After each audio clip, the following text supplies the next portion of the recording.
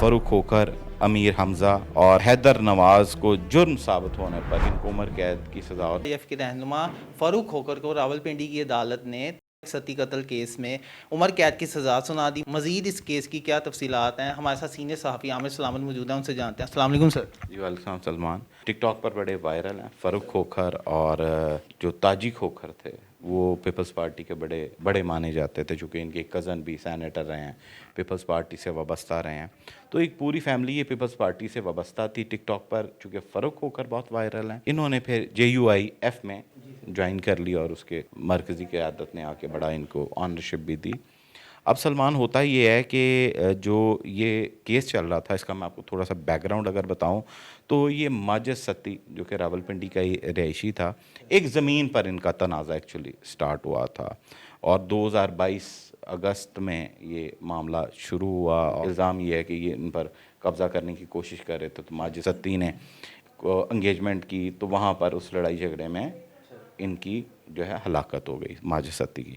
तो ये फिर रावलपिंडी का जो थाना है सादकाबाद, उसकी हदूद में ये तमाम तर मुकदमा दर्ज हुआ था और कत्ल की दफ़ात के तहत ये मुकदमा चल रहा था। 22 और 26 बड़ा एक टाइम गुजर गया ना, चूँकि माजिद सत्ती का ताल्लुक़ पाकिस्तान तहरीक इंसाफ से था, तो एक पॉलिटिकल भी चीज़ें शायद थी, कुछ ऐसा बैकग्राउंड था। मगर जो अदालत का ने आज फ़ैसला किया है वो उसके मुताबिक इनको उम्र कैद की सज़ा और 10 लाख जुर्माना, जो उनके शरीक मुल्ज़मान भी हैं, पर सलमान अदालत के हाथ से गिरफ़्तार कर लिया। मतलब मौका नहीं मिला था, इसकी बात है, ये एक असूल भी होते हैं ये अदालत के कि वहाँ पर पुलिस मौजूद है, बारी नफरी थी। चूँकि एक्सपेक्टेड था कि फ़ैसले में कुछ भी चीज़ आती है तो फौरी तौर पर इसका रिएक्शन आना होता है, तो वहाँ पर एक बड़ी तादाद फ़रूक खोखर के साथ भी थी देखी जा सकती, मगर पुलिस के आगे तो रियासत के आगे उन्होंने गिरफ़्तारी दे दी, उनको अडयाला जेल मुंतकिल कर दिया गया है।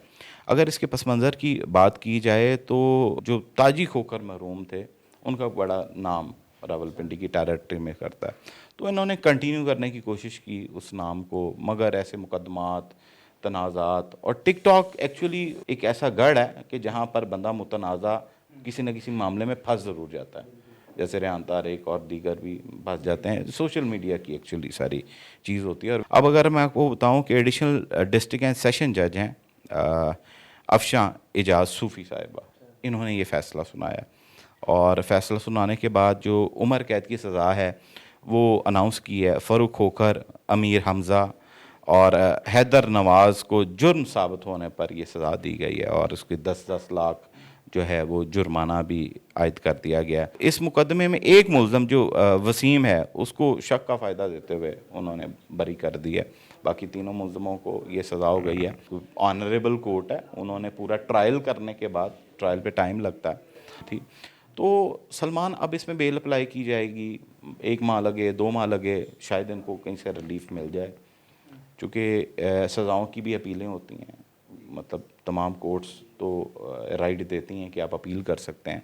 मगर सलमान, इन सारे केसेस के अंदर चूँकि इस टाइम पे पॉलिटिकल भी चीज़ें बहुत सारी चेंज हो रही हैं, आपको पता है कि JUIF का अगर लोग कई जोड़ते हैं कि यार ये मौलाना फजल रहमान साहब के साथ, चूँकि आजकल उनके जो जलसे जुलूस और चीज़ें चल रही हैं, शायद ये उसकी को कड़ी है, मगर ये रूटीन का केस था, एक मर्डर का केस था जिसकी तहकीकात की गई, और वजह तनाज़ा ज़मीन है।